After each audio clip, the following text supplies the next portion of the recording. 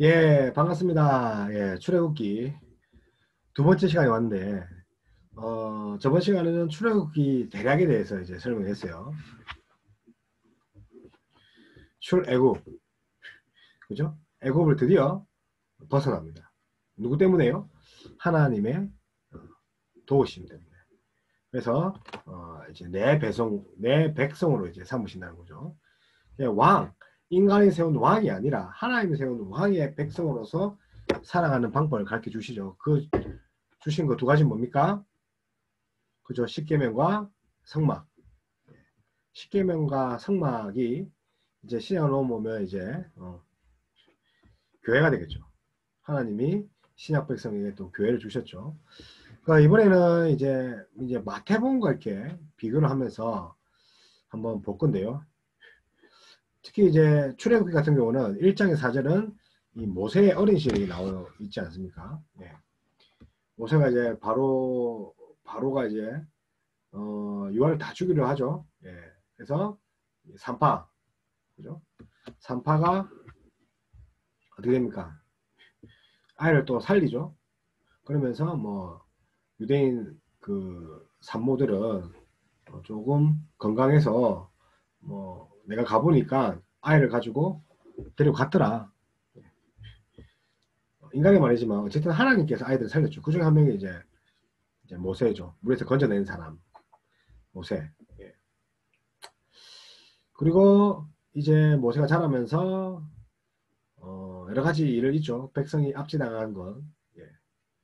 그래서 애굽인들을 이제 쳐 죽이죠. 그래서 그게 소문이 나서 이제 또 미디안 강야로 이제 애굽 밖으로 이제 나갑니다. 그래서 거기서 이제 하나님께서 준비시켜서 다시 애굽으로 하나님의 말씀을 듣고 오죠. 이 부분들은 이 마태복음에 있는 이제 예수님의 어린 시절과 이렇게 흐름이 좀 비슷합니다. 그 시대에 이제 마태복음의 헤롯 왕이 유아를 다 죽이죠. 왜냐면 이제 뭐 왕이 난다 했으니까 헤롯은 자기 말고 왕이 또 나면 안 되니까요. 그래서 유아를 죽이려 하죠. 예. 그래서 어, 요셉과 마리아가 이제 피신을 갑니다. 자, 애굽 땅으로 내려가죠. 그래서 다시 이제 예수님과 이스라엘 땅으로 이게 다시 돌아오죠. 물론 이제 호적 신고를 하려고 이제 누가복음에 잘 나와 있습니다. 그죠? 그래서 호적 신고하려고 올라오지만 이것 또한 하나님의 섭리입니다. 그죠? 그래서 또 난지 8일 만에 할례하러 이제 올라가는데 성전 올라갈 때 또 누가 봅니까? 시몬과 안나가 이 요셉과 마리아가 안고 있는 아기를 보죠. 근데 그들이 성전을 떠나지 않고 메시아를 보느냐 했는데 그 사람의 눈이 아니라 영안으로 영적인 눈으로 메시아를 발견하지 않습니까? 예. 내가 그리스도를 보았나니. 예. 예전에는 이제 뭡니까 이제 그 하나님, 그죠? 하나님을 야훼, 여호와 뭐 이렇게 하는데 이렇게 직접적으로 부르지 못해서 이제 자음만 따서 아도나이 이렇게 했잖아요. 그만큼 이제 하나님을 이렇게 경이롭게 봤기 때문에 또 하나님을 여호와를 또 그리스도라고 이렇게 표했습니다. 어쨌든 예수님이 하나님이라는 거죠. 그래서 이제 애굽 땅으로 일단은 들어왔습니다. 그리고 또 모세도 애굽으로 돌아왔듯이 예수님도 그 땅에 돌아옵니다. 자, 14장에 보면 이스라엘 백성들이 이제 홍해로 들어갑니다. 그죠? 자, 그래서 홍해가 지난 시간에 뭐랍니까? 세례를 의미한다 했죠? 기억나십니까? 못하면 이제 한번 들어보세요. 마찬가지로 요단강에서 예수님이 세례 요한에게 세례를 받으십니다. 그죠? 요단강에서. 그래서 같은 홍해와 요단강은 물이기 때문에 세례를 의미합니다. 그리고 이제 예수님도 시험을 받으시지 않습니까? 사탄에게. 이제 이스라엘 백성은 또 어떻게 됩니까? 강야 학교에서 끊임없이 이 훈련을 받습니다. 그죠? 그래서 출애굽하고 시내산에서 훈련을 받습니다. 시내산. 그래서 출애굽기 19장에서 40장은 이제 예배하는 공동체가 되기 위해서 십계명을 받고 또 성막을 받고, 그러니까 40장 끝까지 그렇다는 거죠. 시내산 훈련을 받는 겁니다. 그 다음에 이 레위기 같은 경우는 또 레위기도 마찬가지죠. 레위기나 민수기도 이렇게 시내산 훈련을 받습니다. 그래서 어떻게 합니까? 십계명이 뭐랬습니까? 그죠? 예. 십계명 받는 것은 그죠? 뭔가 하나님께 언약을 체결한다는 거죠. 그리고 성막을 또 제작하는 걸 또 배우죠. 또 더 이제 레위기에는 제사법들, 그죠? 또 거룩히 살아가는 하나님의 백성 살아가는 이런 방법들을 이제 훈련받는 거죠. 예. 광야 학교에서 훈련받는 것처럼. 그래서 광야 학교 일이 일어납니다. 특별히 고린도전서 10장 1절에는 우리 조상들이 다 구름 아래 있고 바다 가운데서 지나며 모세에게 속하여 다 구름과 바다의 세례를 받고, 그죠? 그래서 홍해를 넘어서 들어가게 되고, 또 예수님은 요단강을 또 들어가셔서 세례를 받으십니다. 그 다음에 이제 출애굽기 40장에 보면 모세가 40주야를 시내산에서 금식하죠. 예수님도 40주야를 광야에서, 그죠? 예, 금식합니다. 그리고 이제 시험 받죠, 그죠? 예. 줄이시고 목마르시고. 예. 그래서 모세가 40주야를 금식한 것 같이, 예. 그래서 뭐 모세를 예수님의 예표다 하는 그런 주장도 있지 않습니까? 자, 그 다음에 16장 17절에는 17장에는 40년 동안 강야에 거하지 않습니까? 예. 예수님이 강야에 시험 받으면 뭡니까? 40일이죠. 예. 같은 것이 이렇게 반복된다는 거죠. 그리고 19장에서 24장 하나님이 시내산에서 율법을 선포합니다. 그죠? 시내산에서 선포하지 않습니까? 마태복음에서는 어떻게 합니까? 5장 7절에 그 유명한 상상수, 그죠?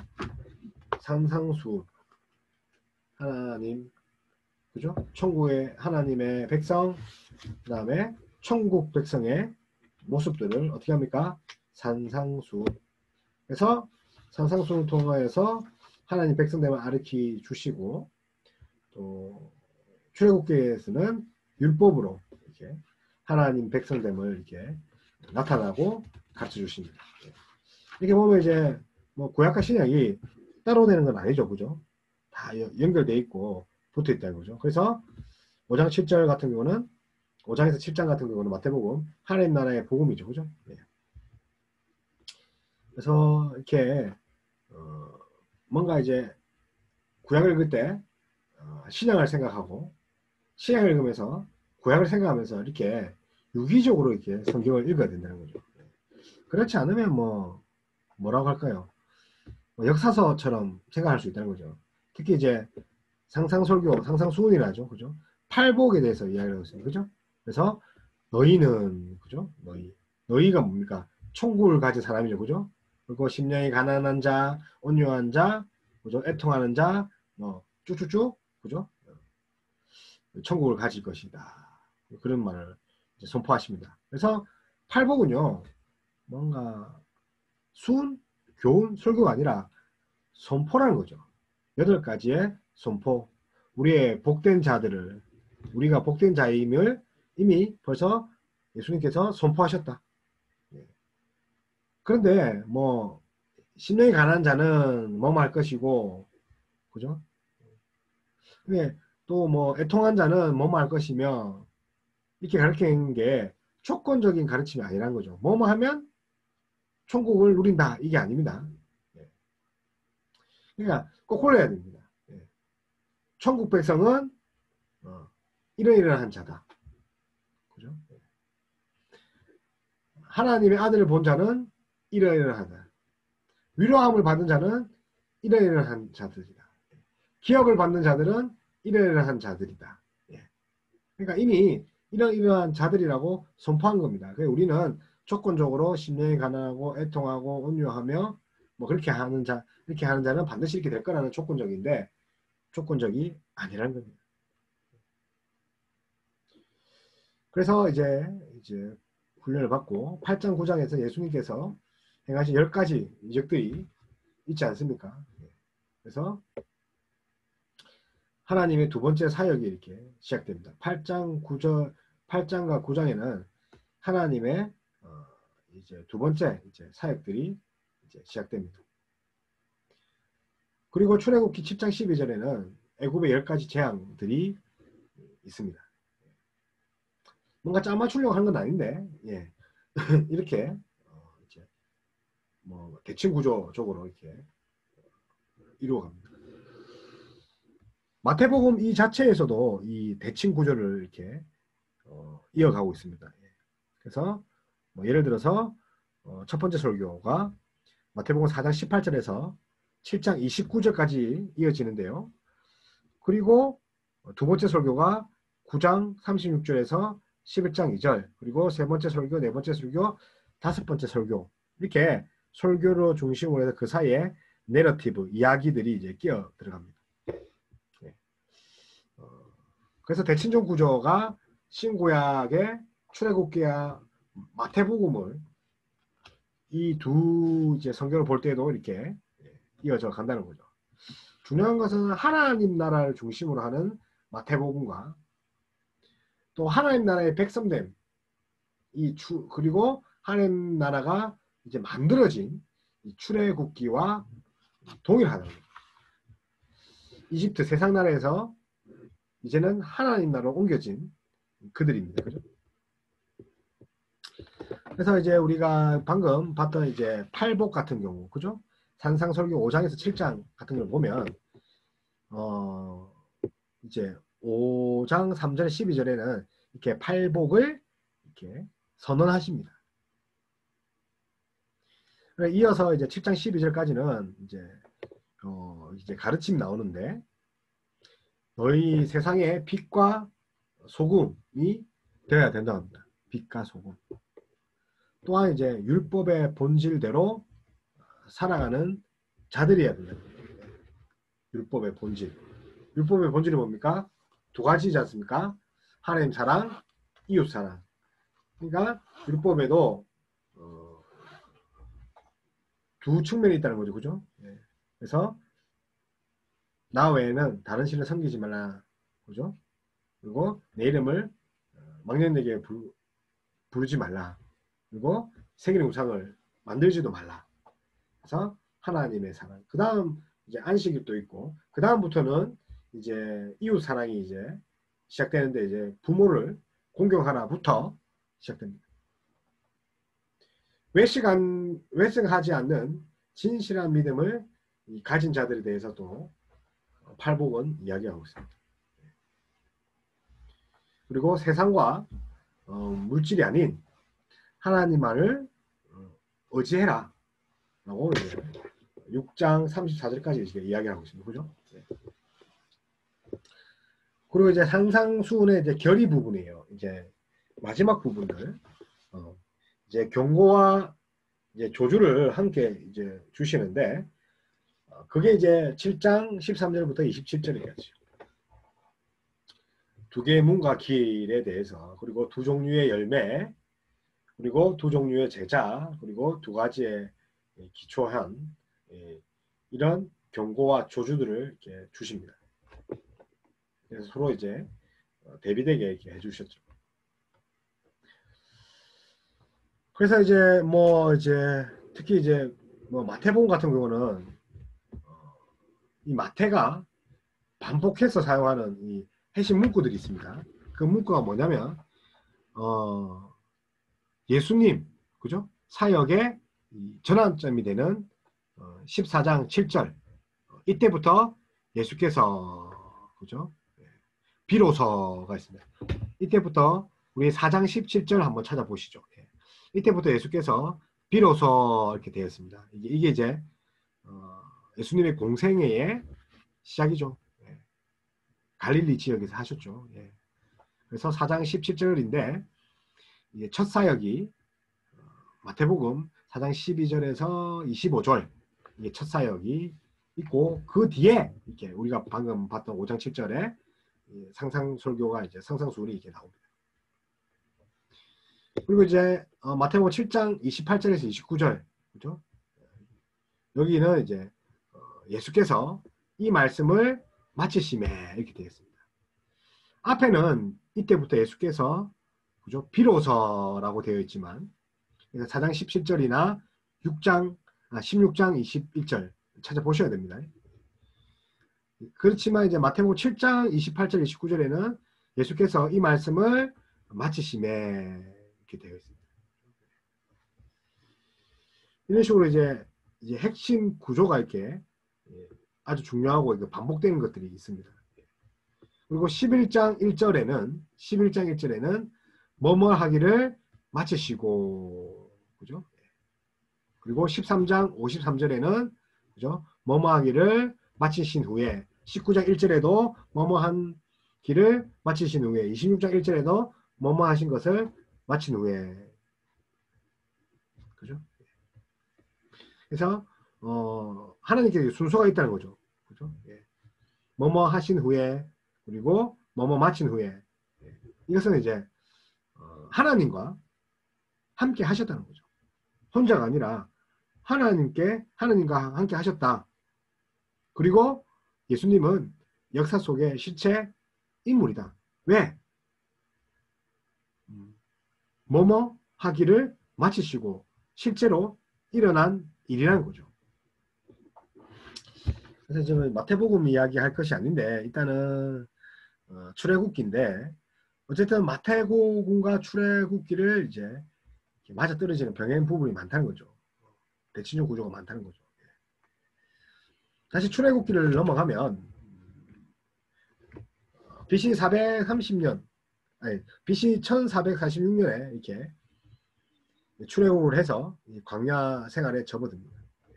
이거 보시면 그죠? 예. 애굽 생활을 430년 동안 하죠. 그죠? 400년 동안 한단 말입니다. 그리고 광야로 뭘로 나오죠? 그죠? 또 광야에서 이제 시내산으로 가서 하나님의 율법을 받으면서 거룩한 백성이 되는 법을 1년 동안에 연마합니다. 그리고 이제 뭡니까? 38년 동안 광야 생활을 계속 돌고 있죠. 예, 그죠? 예.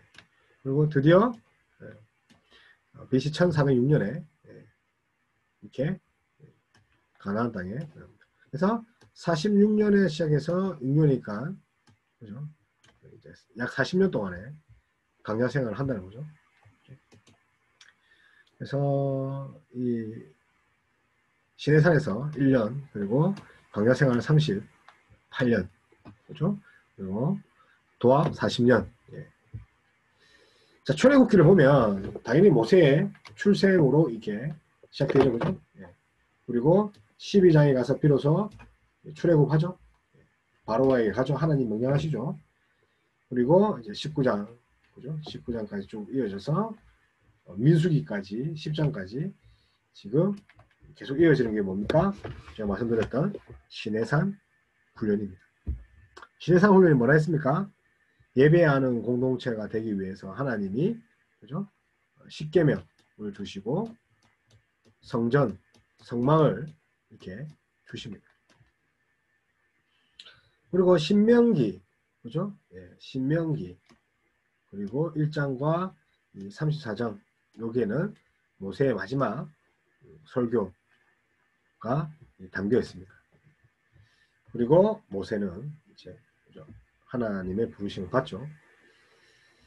그래서 전체적으로 이제 사실은 이제 모세 오경 중에 그 창세기를 제외한 출애굽기부터 신명기까지 이렇게 통으로 이렇게 한 권의 책으로 보시면 좋습니다. 이게 우리가 딱딱딱 끊어져 있는데 사실은 이제 끊어졌다는 것보다는 하나의 책으로 모세 오경이 하나의 책으로 차례 보내놨습니다. 자, 그리고 시내산 이렇게 공동체로 이제 훈련받는데 출애굽기 19장부터 이제 10장까지입니다. 앞에 보시면 이제 출애굽을 하죠. 그리고 이제 민수기 이야기 10장과 신명기 1장, 34장 이야기가 이렇게 겹치는데 이제 이 19장에서 다시 19장에서 25장으로 넘어가면 십계명을 받고 하나님과 언약의 체계를 받죠. 그 언약의 체계는 하나님 사랑이고 이웃 사랑이죠. 그리고 출애굽기 25장 이후로 끝까지는 하나님의 임재, 예배하는 장소, 거기 성막을 주셨죠. 그리고 이 성막은 하나님의 에덴 동산을 회복, 완전한 하나님 나라를 회복. 그리고 이제 레위기 1장과 또 민수기 또 1장에서는 하나님의 임재, 그죠? 그리고 임재 가운데서 하나님 뭐합니까? 제사를 드리고 예배를 드리고 거룩함에 대해서 규정들이 이 레위기에서 이제 오늘 레위기를 할지 모르겠지만 레위기는 하나님의 정결한 백성이 되는 이 규칙 규례들이 엄청 많아요. 특히 이제 제사법 레위기에 5가지 제사가 나오잖아요. 그 제사도 함께 이제 들어가 있다는 거죠. 그리고 민수기 10장까지 이제 가나안 땅으로 진군 관련한 이제 규정들이 이제 간 거죠. 아직 주시지 않은 땅, 그죠? 여호수아 때 정복을 하지만 아직 주시지 않은 땅을 진짜 받은 것처럼 생각한다는 거죠. 그래서 이스라엘을 불러내어서 하나님의 거룩한 백성으로 이렇게 삼으셨다는 거죠. 자, 그래서 이제 레위기로 넘어가면 레위기는 어떻게 거룩하신 하나님의 임재 앞에 바르게 설 것인가?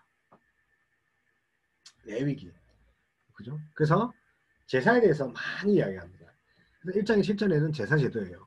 그래서 우리가 성경 읽을 때 레위기를 잘 넘어가야지 끝까지 읽을 수 있는데 다른 거 생각하지 마시고요. 이 레위기 뭐 이제 여러 가지 제사 방법이나 정결 의식들이 있는데 근데 하나님의 백성으로 어떻게 살 건가에 대해서 말해줬다는 것을 알고 좀 읽어주시면 좋겠어요. 그래서 일반적인 제사 규정을 그리고 그 제사장들의 제사 규정들 이 2가지를 놓고 이렇게 서술하고 있습니다. 그 다음에 8장에서 10절 같은 경우는 제사장 임명과 제사의 시작이 이렇게 규정을 주셨으니까 이제 뭐 제사해야 안 되겠습니까? 이 10장까지는 회복, 회복의 방평이죠. 이렇게 준 이유가 뭘까요? 율법을 받고 하나님의 백성이 되었기 때문에 이제는 은혜의 방법, 회복의 방편을 주셔서 우리를 거룩하게 하신다는 거죠. 10장까지. 그죠? 그리고 15장까지는 이제 정결법이죠. 정결의식. 그죠? 뭐, 어떤 것을 먹을 때도 피채 먹지 말아야 되고, 그죠? 목매어 죽인 것도, 목매어 단 것도 이제 먹지 말아야 되고. 왜냐하면 피가 고여 있으니까요. 왜냐하면 이제 이스라엘 민족은 이 피 안에 생명이 들어갔다고 생각했기 때문에 피를 다 빼고 이렇게 물론 이제 미디움 뭐 이렇게 먹으면 맛있겠지만 레어 뭐 근데 또 피를 다 빼고 웰단으로 이렇게 바짝 익혀 먹습니다. 그리고 산모에 대해서 그리고 피부병, 유출병 뭐 레이 같은 경우는 또 뭐 물론 이제 민수기 가면 계속 반복되는 게 뭐 경수 여성의 생리기간 때 또 이런 부정함에 대해서 어쨌든 유출에 대한 병들 또 피부병 같은 경우도 벽 그죠? 어떤 이제 제사장이 직접 가보는 거죠, 그죠? 벽에 그런 무늬가 있는지 피부병의 이런 퍼전 정도를 벽을 보고 벽을 또 끌어내고 그것도 안 되면 벽을 이제 집을 무너뜨리고 그 흙은 또 성문 밖에 내버리고 왜 그렇게 합니까? 하나님 나라의 백성의 거룩함을 유지해라는 거죠. 또 은혜의 방편이 뭡니까? 유지하는 거죠. 그래서 우리는 하나님 백성답게 회복해야 되지만 우리는 세상 살면서 잘 유지해야 됩니다. 세상에 찌들어가지고 정말 세상의 처세술처럼 살아가면 안 된다는 거죠. 그렇게 되면 어떻게 합니까? 16장 보면 대속제의를 규정해서 대속을 하죠. 그리고 27장에는 거룩을 위한 성경법들을 이렇게 줍니다. 그리고 27장에는 이렇게 헌물에 대해서 서약에 대해서 이렇게 언급합니다. 자, 그러면 레위기가 어떤 책이냐? 방금 말한 것처럼 하나님을 하나님을 만나는 방법이에요. 하나님 만나는 방법. 그죠? 당연히 제사 드리는 방법이죠. 시장에 넘어오면 예배 드리는 거죠. 예배 드리는 거는 집에서 예배 드리지 않습니다. 성막에 나왔잖아요. 그죠? 예배, 교회에서 예배 드려야 되지 않습니까? 바로에게 내 백성을 보내라. 그들이 내게 예배할 것이다. 이렇게 하시지 않았습니까? 그러니까 하나님이 출애굽 시키는 이유가 뭡니까? 출애굽에 나오지 않습니까? 예배. 우리는 예배하는 사람입니다. 예배하는 사람.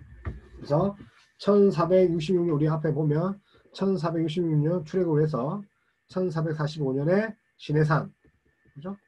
그리고 1년이니까 1445년. 그 다음에 BC 1406년에 모압 평지, 가나안 땅에 들어가죠.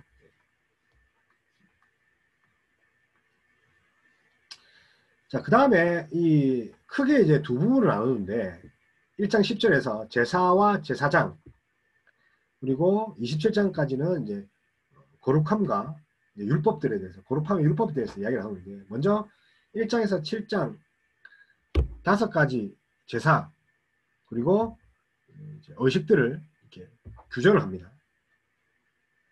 그리고 10장까지는 제사장의 위임과 제사의 시작입니다. 그러니까 일반적인 제사와 제사장의 규정들을 이렇게 한다는 거죠. 그리고 8장 10장에는 제사장을 위임한, 임명하고 제사 시작한다는 거죠. 같죠? 그래서 레위기는 이런 구조로 계속 이렇게 제사와 제사장, 그리고 거룩함의 율법들, 이렇게 두 부분으로 나누어진다는 거죠. 그래서 거룩한 예배를 드리는 성도들의 정결하고 거룩한 삶에 대한 법들입니다. 결코 뭐 딱딱한 제사 뭐 이런 거는 아닙니다. 이런 것들이 전부 다 성결, 그리고 거룩에 관한 것입니다. 자, 그 다음에 11장부터 15장은 정결 규정, 그죠? 예. 그리고 16장은 속죄일, 그죠? 그래서 1년에 한 번씩 어떻게 합니까? 그들은 성전에 나아가야 됩니다. 성전에 1년에 한 번, 성막에. 그래서 뭐 모든 죄를, 그죠? 용서를 받는 거죠. 예. 그래서 1년에 한 번은 쭉 나가야 되는 게 속죄일이다. 이렇게 잘 지킴에도 불구하고 못 지키는 부분들이 있다는 거죠. 자, 17장 26절에는 이 성결과 거룩한 이런 거룩함을 지키는 다양한 규정들, 그렇죠? 그래서 제물이라든지 뭐 성에 대해서 제사물, 절기 뭐 이런 쭉쭉쭉. 27장에는 추가적으로 또 이렇게 당부를 하죠. 서양이나 헌물들. 그래서 27장까지 이런 구조, 두 가지 구조로 되어 있습니다. 그래서 이제 1장에서 10장은 뭡니까? 제사와 제사장이죠. 그죠? 근데 이제 여기를 보시면, 잠깐만요. 펜을 보낼게요. 제사. 이 제사는 이 상징적인 의식입니다. 상징적인. 얘기가요. 상징적인 의식입니다. 왜냐면요,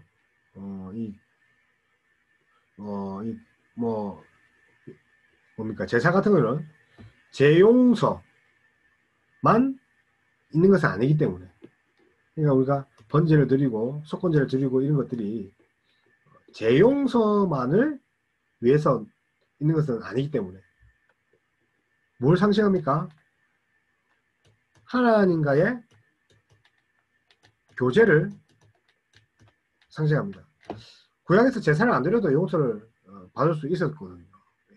그래서 이스라엘 민족에게 제사란 뭡니까? 하나님과의 교제요. 또 뭐 하나님 앞에서도 예배드리고 오시고, 그리고 또 제용서함도 있다는 거죠. 제용서도 있다는 거죠. 그리고 거룩함을 회복하는 것.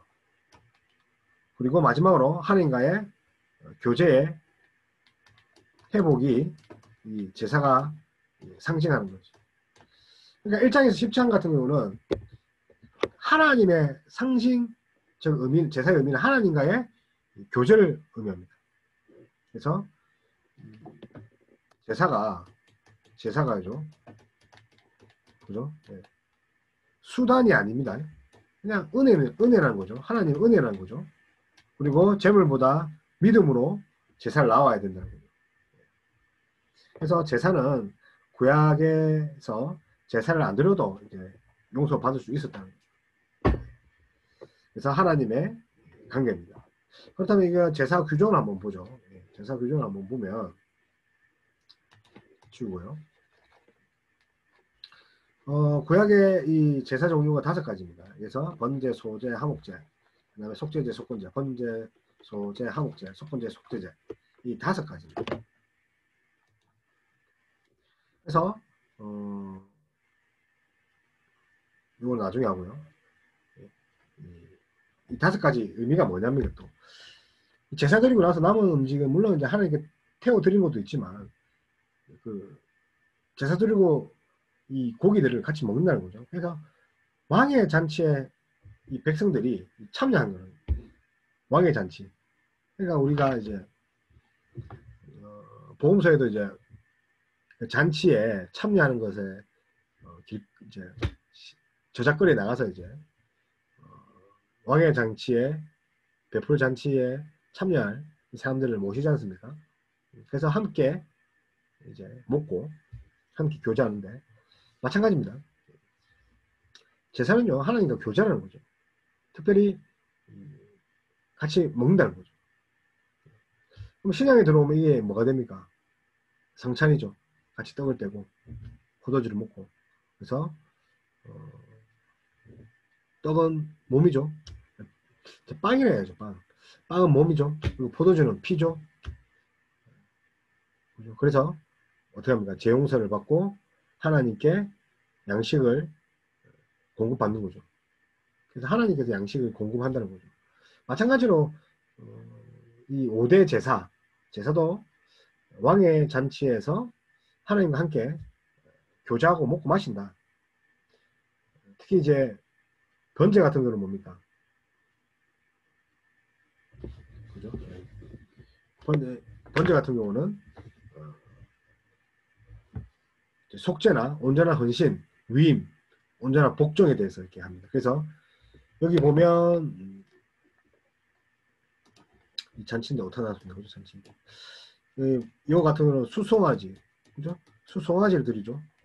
그리고 순양, 그리고 새 이렇게. 그래서 번제니까 번제 전부 다 태워버려. 전부 태워버린다. 번제예요. 그래서 레위기 1장 예, 잘 나와 있죠. 예, 레위기 1장 그리고 레위기 6장, 8장 뭐 이렇게 잘 나와 있습니다. 소제 하나님이 주신 양식에 대한 감사죠. 그래서 뭐 양식이니까 당연히 그날 재배했던 곡물들, 곡물 가루 그리고 감람류, 유황, 구운 떡, 소금 이렇게 제물로 드립니다. 그래서 제물로 번제나 하목제와 함께 드리는 제사입니다. 번제와 하목제. 요 3개를 같이 드릴 수 있다는 거죠. 번제, 소제, 하목제. 번제, 소제, 하목제.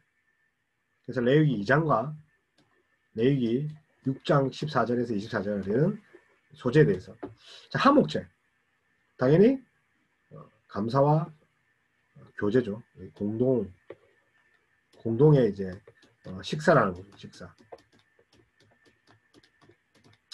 아, 이제 제사의 목적이 식사하지 않았습니까? 왕의 잔치에 참여하는 거. 그래서 당연히 소와 양, 그 다음에 떡, 그죠? 감사제, 소원제, 낙헌제, 감사제, 소원제, 낙헌제. 우리가 이제 역사서 같은 거 보면 이렇게 낙헌제 뭐 이런 것들을 드리지 않습니까? 그리고 소원제 뭐 이런 거 드리지 않습니까? 이런 것도 전부 다 하목제예요. 감사, 속죄제. 그래서 하목제는 이제 레위기 3장에 나오고 이어서 레위기 4장에 나오는 게 속죄제예요. 그러니까 순서입니다. 번제는 레위기 1장, 6장, 8장, 소제는 2장, 그리고 6장, 하목제는 3장, 7장. 이게 뭔가 대칭 구조죠. 속죄는 레위기 4장, 6장, 8장, 16장 속건제. 그죠? 예. 레위기 5장, 6장, 7장. 자, 속건제 같은 경우는 예. 뭡니까? 부지 중에 범한 죄죠. 부지 중에 범한 죄가 뭡니까? 나도 모르게 범한 거죠. 알고 저지른 죄가 말고요. 나도 부지, 인지하지 못한 중에. 예.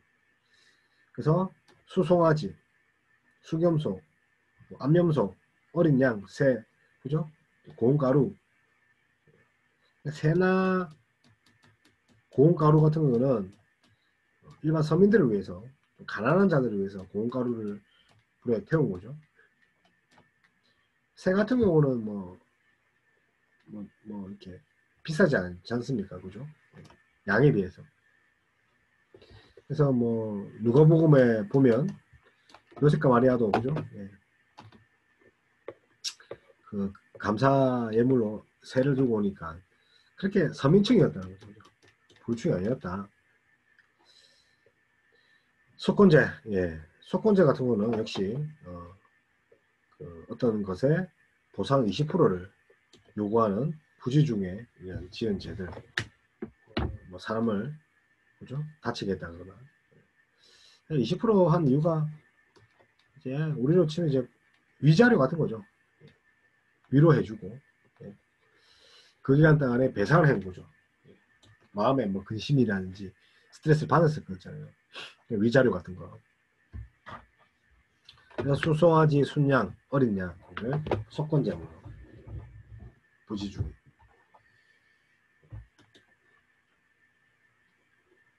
그래서 이제 화제 같은 제사를 드리는 방법을 보면 이렇게 이제 이런 종류지만 이 방법들 보면 이 종류고 방법이 또 세 가지가 있어요. 방금 우리가 태우다 했잖아. 태우는 건 뭡니까? 화제입니다. 번제 같은 경우는 싹 다 채워버리죠. 끝까지 다 안 남고. 요제 같은 거 보면 요제 흔듭니다. 이렇게 흔들어서 이렇게 드린다는 거예요. 그리고 전제는 뭡니까? 전제 기름 등의 액체를 부어드린 거죠. 바울이 자신을 죽음을 직감하죠. 그리고 편지 속에서 자기가 전제로 부어지고 이렇게 바울이 자기의 죽음을 이제 직감하면서 전제라 얘기하는데 기름 등의 액체를 이제 부어드리는 거죠. 전제. 그래서 우리 예수님도 그죠? 네.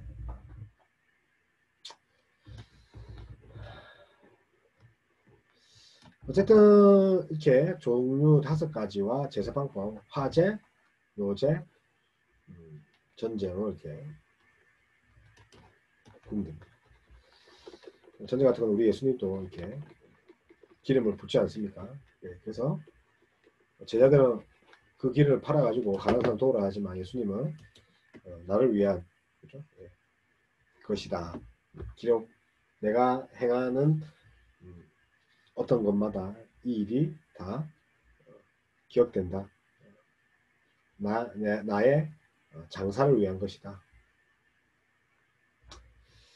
자, 그래서 다시 들어가겠습니다. 이렇게 이제 제사에 대해서 1장에서 7절을 이렇게 이야기를 하고 있습니다. 그래서 제사 제도를 통해서 제가 용서받는 사실을 이제 상징적으로 확인하게 되고 다시 거룩한 삶을 살기 위해서 세상으로 나아갈 수 있다. 나아갈 수 있다.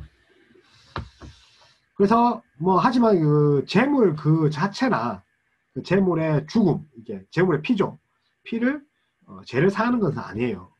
그래서 제가 소대 말씀드린 것처럼 구약에서 제사를 안 드려도 용서를 받을 수 있었죠. 그래서 이 제사 재물 자체가 제사함을 사는 것은 아니다. 이런 제사 제도를 허락하신 하나님께 하나님의 자비를 이렇게 구하면서 나오는 백성들은 그 자비가 감사해서 제물로 그죠? 제물로 드리고 하나님은 제물을 받으시고 용서하시는 것이죠. 중요한 것은 부정하게 되었을 때나 죄를 범하였을 때나 하나님께서 용서를 믿고 그분께 나가야 된다는 거죠. 내가 부정해서 예배 안 드린다. 아니라는 거죠. 내가 기분 나쁘다, 예배 안 드린다, 아니라는 거죠. 죄를 범하였을 때도 하나님의 용서를 믿고 그분께 나가야 된다는 거죠. 어떤 이제 유튜브에 영상을 봤는데 어떤 목사님이 기도가 안 되면 기도하지 마라 막 이렇게 하시는데, 저는 또 뭐 사실 그분을 좀 봤기 때문에, 그분의 설교를 좀 들었기 때문에, 꼭 그렇지 않다고 생각합니다. 기도가 안 될 때는 기도해야죠. 언제까지 기도 안 합니까? 그래서 이런 이제 제사를 드리는 이런 이제 제도들이 이렇게 하나님 주셨는데 고록하게 하신 것은 제사 제도가 자칫하면 제사를 드리면서 우상 숭배로 이렇게 전락한 위험이 있었다는 거죠. 그죠? 그래서 하나님께서 하나님에 대한 예배는 하나님께서 정하신 것입니다. 그죠? 우리가 이렇게 만들어서 한 게 아니죠. 이 제사 제도가. 그래서 그 예배를 통해서 하나님을 만나며 하나님이 어떤 분이신지를 깨달아야 하기 때문에. 그래서 이스라엘 백성들이 자기들을 마음대로 이방인의 풍습을 따라서 제사 드려서는 안 됐다는 거죠. 그래서 그 예배를 통해서 이스라엘은 하나님의 이 거룩하심에 대해서 이렇게 맛을 보고 경험을 하게 되고, 그리고 또 하나님처럼 거룩한 삶을 살아야 한다는 사실을 깨닫고 거룩해진다는 거예요. 제사가 단순히 요식 행위가 아니란 거죠. 하나님과의 만남이지만 그 만남을 통해서 다시 리셋한다. 근데 우리는 예수 그리스도와 성령에 의해서 참된 예배를 지금 배우고 있습니다. 구약의 백성들은 미래 생각을 해봤습니다. 우리가 지금 예배당 교회 갈 때 순양, 송아지 뭐 이런 거, 비둘기 뭐 이런 거 가져가면 어떻게 되겠습니까? 그럴 필요 없는 게 우리에게 뭘 주셨죠? 성령, 그죠? 예수님과 성령에 의해서 참된 예배를 드릴 수 있게 되죠. 그래서 요한복음 4장 23절에서 24절이 뭡니까? 영과 진리로 예배할지니. 영과 진리로. 그렇죠? 그것은 이제 예수 그리스도의 성령 안에서 참된 하나님을 예배함을 의미합니다. 영과 진리가 예수 그리스도 안에서의 참된 예배. 이런 의미에서 예수님은 진정한 예배를 이제 회복시킨 자입니다. 그래서 율법을 폐하러 오신 것이 아니라 율법을 완전하게 하신 분이 예수 그리스도. 그러니까 레위기도 출애굽기도 결국은 복음서에 있는 예수님으로 이어진다. 그래서 제사를 주관하는 이 제사장이 누굽니까? 레위, 그죠? 제사장이 이제 주관하는 게 이제 제사장인데, 이게 레이지파인데 레위기의 중심 인물이죠. 그래서 제사장은 하나님의 뭡니까? 임재하고 계시는 성막의 하나님의 중재자죠. 그런데 우리는 뭡니까? 백성 중에 대표하는 사람이 하나님께 나아가는데, 하나님의 대표로서 백성들에게 사제를 선언하고 또 하나님께 재용서를 하는 사람이 제사장이요 레이지파죠. 그죠? 그런데 우리의 죄를 대신 용서하고 사주신 분이, 영원히 사주신 분이 누굽니까? 예수 그리스도지 않습니까? 그러니까 뭔가 이제 그 성막의 종사자로서의 제사장이라면, 예수 그리스도는 완벽한 우리의 죄를 단번에, 그죠? 사해 주신 하나님 나라의, 그죠? 하나님 아들이지 않습니까? 그래서 신약의 제사와 구약의 제사와 신약의 이 예배는 개념적으로는 다르다. 그래서 이제 제사하면 거룩함이다. 그래서 제사장이 입은 옷도 거룩하죠. 하나님의 거룩함을 옷에 이렇게 나타냈죠. 그래서 제사장 옷 같은 경우는 뭡니까?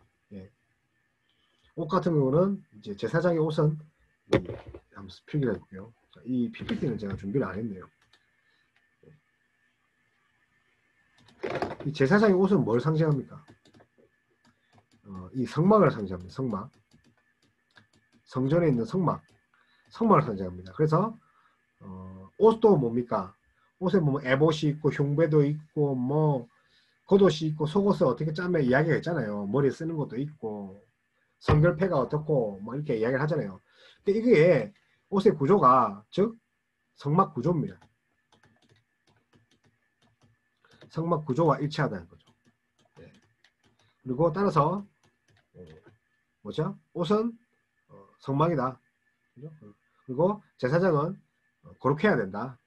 제사장 입은 옷이 하물며 거룩하면 제사장은 더 거룩해야 된다. 그래서 제사장이 입은 옷이 성막을 상징하죠. 그래서 지금 우리가 되면 예수 그리스도가 오셔서 완전한 중보자가 되셨죠. 그래서 우리를 하나님께로 이제 데리고 가시는 완전한 제사장이시죠. 하나님의 사제와 은혜를 구원의 은총을 우리에게 주시는 우리의 대제사장이신 예수 그리스도. 이 예수 그리스도 안에서 우리는 하나님의 은혜의 보좌로 담대하게 나아갈 수 있는 것입니다. 우리는 아직도 이제 소를 잡고 양을 잡고 그러면 힘들잖아요. 사실은 이렇게 뇌기를 공부하면서 정결하게 살아야죠. 그게 핵심이죠. 11장에서 27절에서 내가 거룩하니 너희도 거룩하라. 그게 핵심 단어예요. 그죠? 내가 거룩하니 하나님께서 그죠? 거룩하니까 하나님의 형상대로 모양대로 우리 지음받은 우리도 거룩하자. 그래서 예배를 통해서 제사를 통해서 거룩한 하나님을 만나고 자신들의 삶을 상징적으로 바친 하나님의 백성들의 삶을 바로 하나님의 거룩하심을 드러내는 삶이어야 합니다. 다시 말하면 거룩한 하나님을 만나고 우리의 삶을 그죠? 상징적으로 이렇게 바친 하나님의 백성들의 삶이 뭡니까? 바로 하나님의 거룩함을 드러내는 삶. 그래서 일상적인 삶에 대해서 하나님이 말씀하신 율법을 지키는 것이 이루어질 수 있다는 거죠. 그래서 내가 거룩하니 너희도 거룩해라. 그래서 거룩하는 방법, 다시 말하면 정결, 성결에 대한 것들이 이제 말씀해 주고 있습니다. 그래서 레위기 11장 44절에서 45절 읽어드릴게요. 나는 여호와라 너희 하나님이라. 내가 거룩하니 너희도 몸을 구별하여 거룩하게 하고 땅에 기는 길 짐승으로 말미암아 스스로 더럽히지 말라. 나는 너희의 하나님이 되려고 너희를 애굽 땅에서 인도하여 낸 여호와라. 내가 거룩하니 너희도 거룩할지어다. 아멘. 레위기 11장 44절에서 45절 말씀. 거룩해라. 그래서 11장에서 15장은 그죠? 정결 규정에 대해서죠. 그죠? 그래서 뭐 이렇게 동물이나 뭐 그죠? 죄송합니다. 산모입니다. 산모나 뭐 피부병 이런 것들인데 이게 하나님의 신의 성품에 참여하기 위해서 이렇게 뭡니까 이렇게 표시되어 있는 하나님 그 성품에 참여하는 것. 다시 말하면 정결하게 되는 거죠. 그래서 베드로는 신의 성품에 참여하기 위해서라고 했고 이것이 바로 예배고 이 예배는 형제 사랑이요 하나님의 사랑, 이웃 사랑이고 하나님 사랑. 그래서 일상적인 삶에서 성결을 유지하고 성결의 법은 많은 것을 이렇게 상징하죠. 11장에는 뭡니까? 부정한 음식을, 부정한 동물에 대한 구별이 있습니다. 그렇죠? 그래서 굽이 갈라지지 않거나 되새김질을 하지 않는 짐승이나 비늘이나 지느러미가 없는 물고기는 당시 사람들에게 부정하게 여기셨다는 거죠.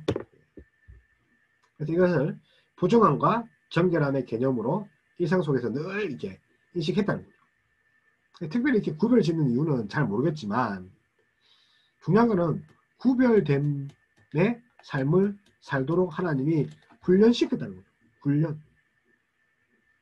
그래서 이 정결 규정 같은 경우는 특별히 창조 질서의 뚜렷한 경계와 구분을 강조한다는 거죠. 창조 질서의 뚜렷한 경계와 구분. 그것이 뭡니까?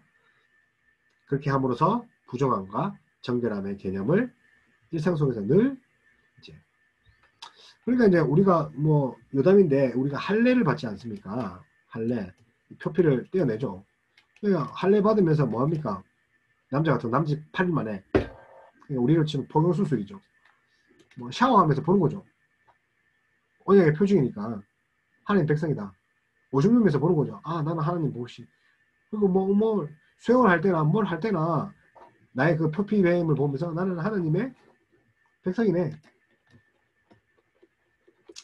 이렇게 표시, 부정함과 정결함을 이렇게 구별하도록 늘 인식하게 한다는 게 표시 수단이죠. 항상 이게 염두해야 되니까요. 자, 16장 같은 경우는 이제 속죄일에 대해서 이야기를 합니다. 그죠? 속죄일에 대한 규례를 다루고 있는데 이 장은 특별히 레위기에 가장 중심이 되는 장입니다. 레위기에.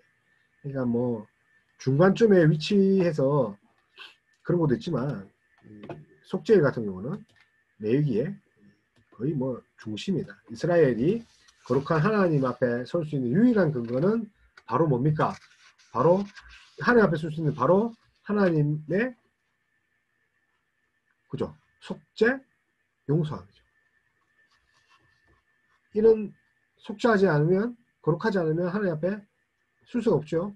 그래서 뭡니까? 우리 그 유명한 뭐 아사셀도 있는데 두 마리의 염소는 모두 하나님의 죄를 지고 가는 제물이자 회개하는 자들의 죄를 동시에 서로 멀리 옮겨드리는 그런 용서하시는 하나님의 은총을 보여주죠. 두 마리의 염소는 하나는 이제 아사셀이라서 이렇게 광야로 떠내 보냅니다. 여기다가 이제 안수를 하죠. 내 죄를 다 집어넣죠. 아사셀. 강야로 이제 보냅니다. 저도 궁금한 게 그 강야에 가면서 이제 이 염소가 죽을까요? 아니면 누가 득템하고 이렇게 가질 수도 있는데 그죠? 어쨌든 뭐 이게 또 아사셀이니까 알겠죠? 이건 아마 제사를 드릴 때 쓴 거라서 이제 느끼겠죠? 영적인 것이기 때문에. 그래서 내 죄를 이 염소에 옮겨서 이렇게 멀리 한다는 거죠. 그래서 이 은총인 덕분에 또 하나님의 백성으로 거룩함을 이제 회복한다는 거죠. 이제 이 제가 이제 드리는 말씀 중에 계속 반복되는 게 회복, 거룩함, 백성 이렇게 계속 반복되잖아요. 17장 26절도 마찬가지입니다. 그래서 성결에 관한 이제 근데 17장 같은 경우는 하나님께 드리는 제사 제도의 엄격성을 단적으로 보여주고 있죠. 동시에 하나님께 드리는 제사가 얼마나 거룩한지. 17장은 제사인데 이제 성결이죠. 성결이라. 그리고 18장, 20장 요거는 도덕적인 성결 주로 다룹니다. 도덕적인 성결. 하지만 이제 이스라엘 백성에게 11장, 17장 같은 경우는 어시적인 성결이나 도덕적인 성결 간에 아무런 차이가 이제 별로 없습니다. 모두 하나님의 명령이었고 동일하게 하나님의 거룩하심을 나타내는 법이었기 때문에 그런 성결이나 도덕적인 성결에는 차이가 없다. 그리고 18장과 20장은 뭔가 근친상간인가 성적 타락 그 많은 율법에 대해서 이렇게 다루고 있습니다. 그리고 19장 같은 경우는 다양한 도덕적 그 다음에 상징적 율법을 통해서 이스라엘의 거룩한 삶을 강조하고 있습니다. 그래서 특별히 18장 같은 경우는 이웃 사랑하기를 뭐같이요? 내 몸과 같이 사랑해라. 그래서 율법은 하나님의 거룩함이 백성들 간에 서로 아끼고 사랑하고 하는 것이 하나님의 율법, 하나님의 거룩한 백성으로서 사는 것이다. 그리고 이제 25장 같은 경우는 안식년과 희년, 이제 구약의 절기를 이제 이야기하는데 어쨌든 이런 구약의 절기에 대해서 이야기를 하고 27장 같은 경우는 이제 추가적으로 이렇게 26장 한번 가봅시다. 그래서 25장 같은 경우는 안식년과 희년에 대해서 이제 얘기를 합니다. 그래서 특별히 진정한 안식은 모든 관계를 뭡니까? 회복을 통해서 질서가 다시 잡힌, 다시 말하면 리셋 또 리셋입니다. 그래서 질서가 다시 잡혔을 때 가능한 것이 바로 희년. 희년을 70년 만에 공포합니다. 26장 같은 경우에는 어떻습니까? 레위기 26장은 시내산에서 모세에게 주어진 율법에 대한 결론입니다. 결론으로서 뭡니까? 축복과 저주의 말씀에서 기억해야 할 것은 불순종으로 인하여 징계를 받을지라도 언제든지 회개하고 다시 거룩하게 돌아올 수 있다는 것입니다. 이것이 바로 제사 제도를 마련한 하나님의 자비하심. 자, 27장 같은 경우는 이제 추가적인 이제 뭔가 규정입니다. 그래서 소원, 서약, 하나님한테 소원해서 소원에 대해서 말씀하고 있는데, 뭐 하여튼 레위기에 뭐랄까요? 부록집 같은 거죠. 추가니까요. 그래서 레위기가 결코 이렇게 어려운 책이 아닙니다. 결국 하나님이 은혜 방편을 주신다는 거죠. 하나님과 교제하기 원하셨고, 제사가 그렇잖아요. 예배가 그렇잖아요. 그래서 5대 절기를 보면 아니요, 죄송합니다. 자, 5대 절기가 아니죠, 그죠? 이게 구약의 절기를 보면 우리가 잘 아는 안식년이죠, 안식년. 구약 시대 제7일 때 그죠? 안식을 하죠. 구약에서는 지금 현대 시대와 동일하죠. 사람과 짐승을 안식하죠. 그래서 뭐 신약에도 똑같은 구절이 많이 나와 있죠, 그죠? 신약에도 그죠? 마태복음에 나와 있고, 누가복음에 나와 있고, 요한복음 나와 있습니다. 사도행전에도 나와 있습니다. 특별히 사도행전 13장 42절, 그리고 골로새서 2장 16절에도 이 안식년에 대해서, 또 뭐 이제 안식일을 거룩하게 지키라 하잖아요. 우리 율법에도 이게 안 지키면 이제 구약에서는 죽었잖아요. 네. 그런데 예수님은 안식일에도 병 고침을 그리고 기적을 일으키죠. 왜 그럴까요? 그럼 맞아 죽어야 되잖아요. 진정한 안식일의 주인 누구라고요? 예수 그리스도라고 하죠. 예수님께서 율법을 어기신 게 아니라니까요. 안식일을 어긴 이유가 진정한 안식일의 주인은 누구라고요? 예수 그리스도. 그 다음에 안식년. 그죠? 요는 제7일 때, 안식년은 제7년. 저는 언제 안식년을 한번 해봅니까? 이제 전도사인데요. 아버지. 예. 이 안식년 같은 경우는 땅도 이제 휴경을 하고, 그 다음에 1년 동안 안식의 해를 가지죠. 희년이 뭡니까? 이제 50년마다, 그죠? 예. 그래서 특별히 이게 우리가 레위기 하시니까 레위기 25장이 있습니다. 레위기 25장에 그죠? 현재 이렇게 형제에 대한 사랑에 대해서 절정이 바로 25장이에요. 희년이 뭐라고요? 형제 사랑이라니까요. 비탄감 해주죠. 노예 해방해줘. 토지 되돌려주죠. 하나님 사랑, 곧 무슨 사랑? 이웃 사랑. 그게 뭘 나타낸다고요? 희년. 저는요 사실은요 신학하기 전까지만 해도 이 짓을 왜 하냐. 네. 아깝잖아요. 근데 그게 아니었더라고요. 네. 특히 이제 비탄감 해주고 토지를 되돌려주면서 그죠? 토지 같은 경우에 뭡니까? 우리 땅 투기 많이 하잖아요. 탐욕의 근원이네요. 탐욕. 그러니까 탐욕과 이런 돈과 세상을 섬기면서 하나님을 섬기지 못한다는 거죠.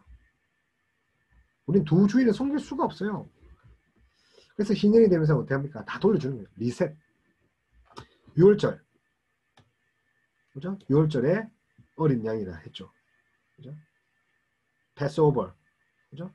재앙이 지나갔다. 10가지 재앙 중에 마지막 재앙이 지나갔다.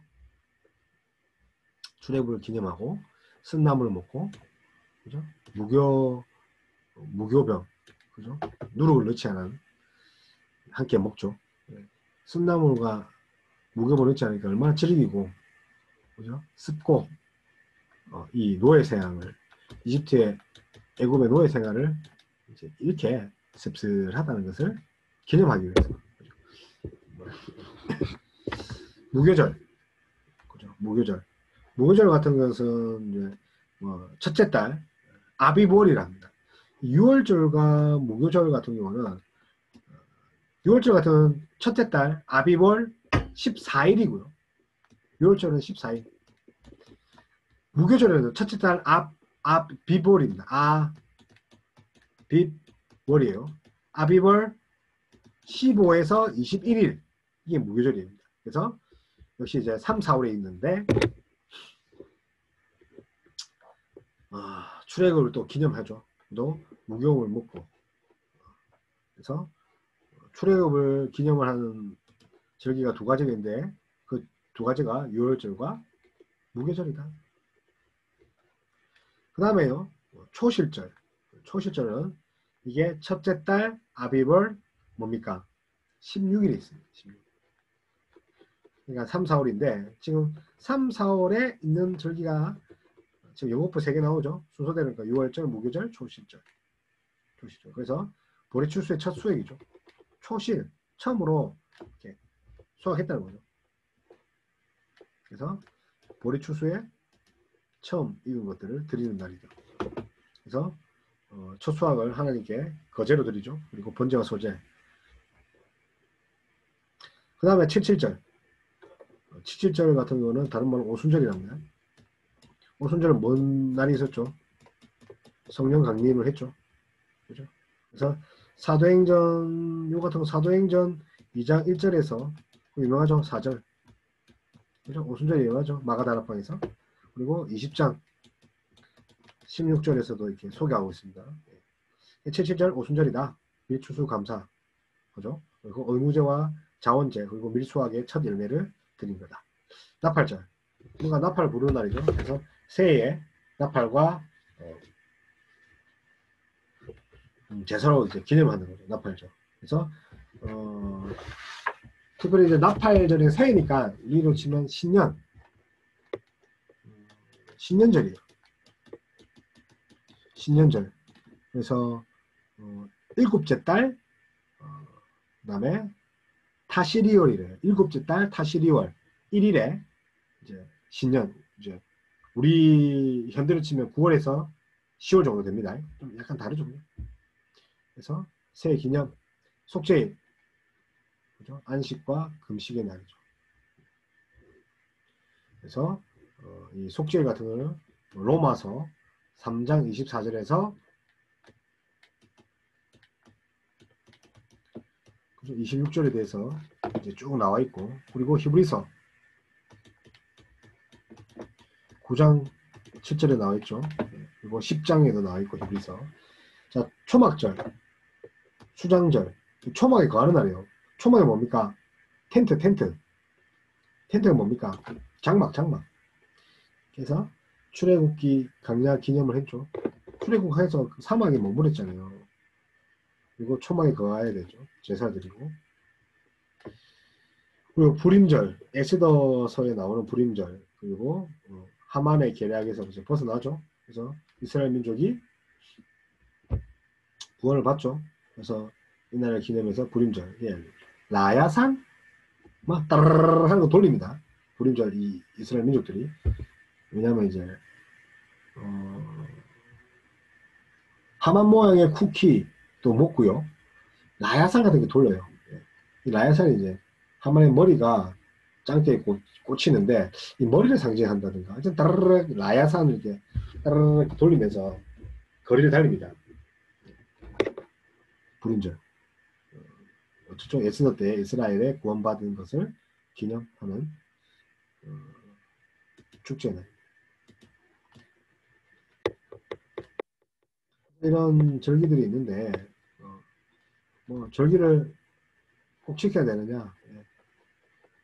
제가 생각에는 여기 의미를 가지고 지키는 것도 뭐 우리를 이 레위기에서처럼 뭔가 구별되고 거룩한 마음을 가질 수 있게 하는 게 된다면 뭐 저는 괜찮다고 생각합니다.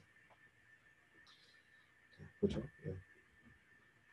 그래서 이제 결론을 보면 이스라엘 민족은 왜 구원했습니까?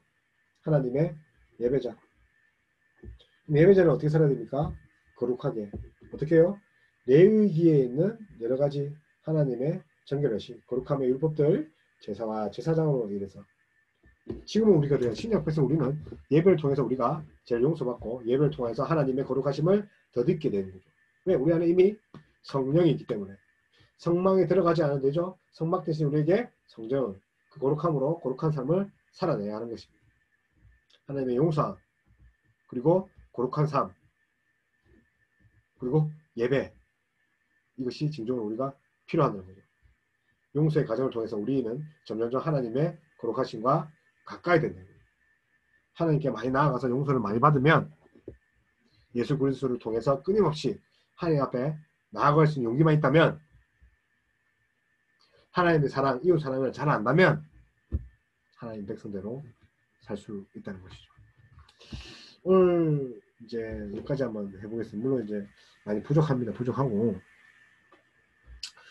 뭐 많아요. 뭐 할 것도 많고 이제 모세 오경 자체가 사실은 통으로 짜였기 때문에 하고 싶은 말들이 많지만 막상 이제 준비한 것들에 비하면 잘 못하는 것 같습니다.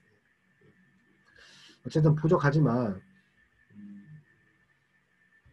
앞으로 더 많이 이제 노력해서 더 좋은 이제 양질의 이런 강의를 할 수 있도록 하지만 또 좀 너무 깊게 다루기보다는 좀 누구나 다 이렇게 듣고 공부할 수 있는 이런 접근 용이한 이런 강의가 되었으면 좋겠습니다. 어쨌든 부족한 강의 들어주셔서 감사합니다.